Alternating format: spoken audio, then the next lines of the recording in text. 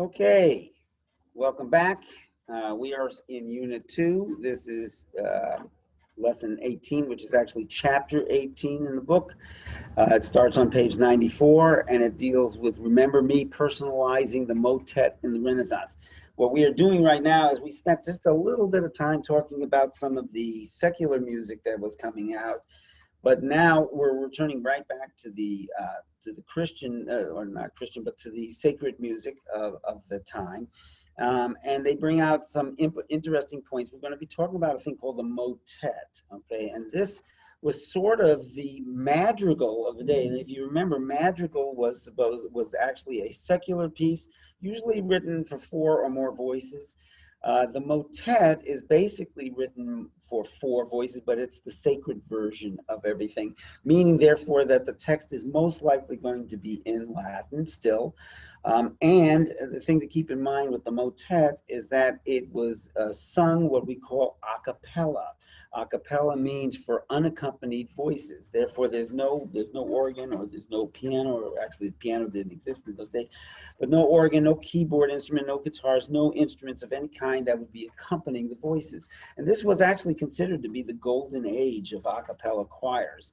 And even today, many school choirs, high school and middle school choirs, when they are really trying to show how talented they are and how well they can sing their parts, they will do what they call a cappella choir music, usually from the Renaissance period. Okay, now we are definitely into the Renaissance. We are definitely into the 1400s and into the 1500s.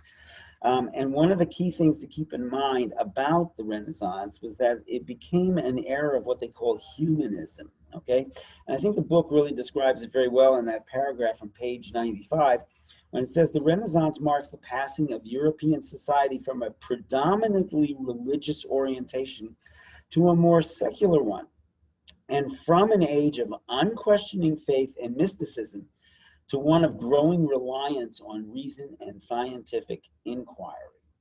A new way of thinking centered on human issues and the individual. People gained confidence in their ability to solve their own problems and to order their world rationally without relying exclusively on tradition or religion. This awakening, which was called humanism, was inspired by the ancient cultures of Greece and Rome, its writers and artworks. And this is a pretty fascinating time period that was starting to take place. One of the things that is important, as if you remember, I mentioned to you that basically time periods are in kind of like waves. There were plenty of signs well in the early 1300s that was starting to point towards the Renaissance period. And humanism was one of those first things that was starting to pop up.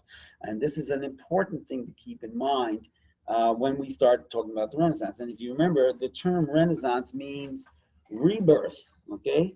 The question is, what was it a rebirth of? It was a rebirth of humanism, of the human needs of the world, and it centered basically on the famous Greek and Roman writers, okay? And we're talking about ancient Greece and Rome, because that was considered a high culture at that time.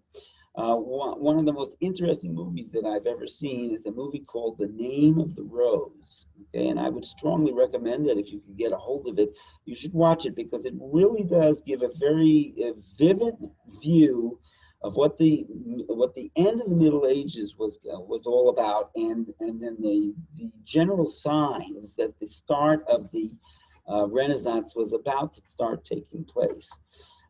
It's really good. I love the movie. I can tell you right now, Sean Connery is in it, and he's fabulous. He plays a monk in it, and it's filled with superstition and everything else. But the primary thing that I think that's most fascinating about it is that it was in those monasteries and in the convents. It was in those places that the libraries were there, that the ancient Christians actually held on to numerous books of great writers from ancient Greece and ancient Rome, Writers such as Homer were kept in these monasteries. Writers such as Virgil, very, very big names in that thing. And this movie actually does kind of zero in and focus on this sort of stuff. And it's a fascinating thing to see. Now, another thing that I think is most important is that if you look at the visual art of the time, I loved the art of the Renaissance. Okay, and one of the primary things that the Renaissance painters were extremely interested in, and they wanted to depict in their pictures, was realism. They wanted to create pictures of people that really did look like it was real people. And there's a really wonderful example of it on page 95, actually also on page 94 is The Last Supper, okay, Leonardo da Vinci's Last Supper, which is just an incredible work.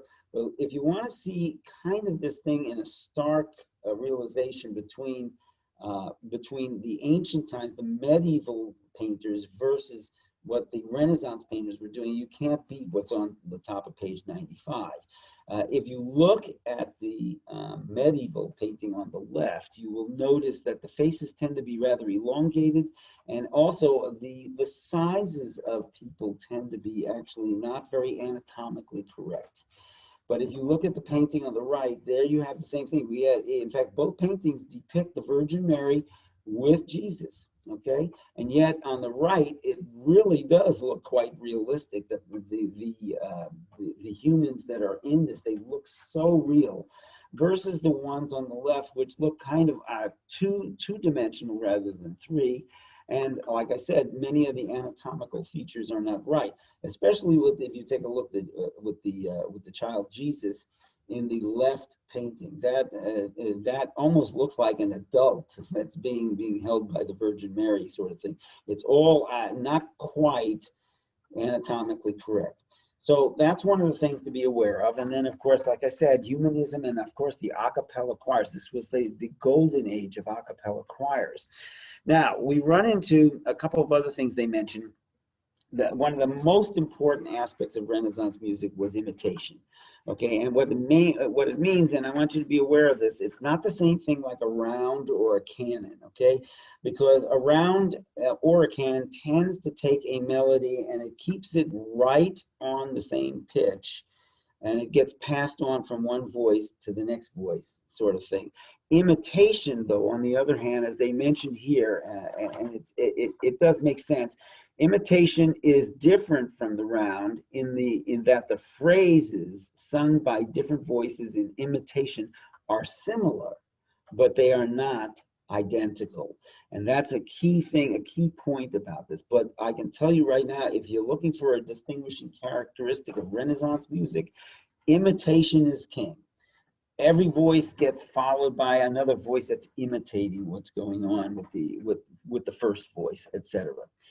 And then the other one, of course, is that they haven't given up this idea that the medieval composers had been using, in which they would use what they call a cantus firmus. Okay, a cantus firmus means a fixed or grounded melody, and what they many a times would do, especially in these sacred works like motets, is that one of the voices would still be singing an original Gregorian chant, an original plain chant, but it would be sung, like I said, at an extremely long rate so that you could barely even recognize it.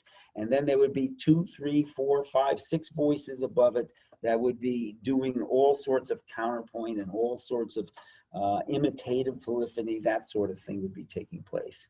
Now, the master of this during the early Renaissance period was Josquin des Prez. Okay, and they do mention here Josquin des Prez in the motet. Please do read at the bottom of 96 about Josquin, quite an amazing composer. And this piece on page 97 is one of my all-time favorites. I just love this work. It is so beautiful. It is so easy to listen to the words and to follow what's going on. And this one, it definitely, you are going to be sensing that imitation, that imitative polyphony that's going to be taking place. If you look at the bottom of page 97, this work opens up with the soprano singing Ave Maria, okay? And keep in mind, this is Ave Maria, Virgo Serena. Ave Maria means Hail Mary, gentle virgin. The rising melodic idea at the opening goes something like this.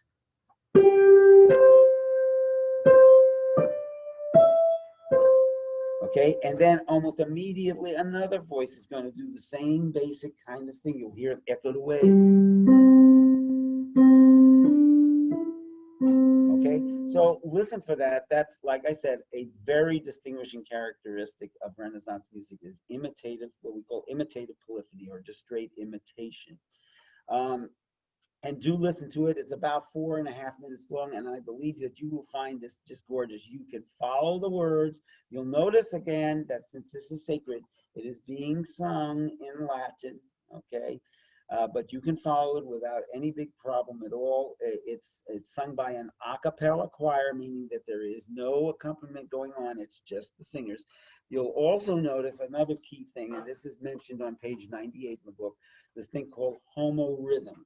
Okay, and homorhythmic or homorhythmic settings, as they say in the book, it's when all voices move together rhythmically. Okay, in other words, they're kind of locked in a rhythm all together.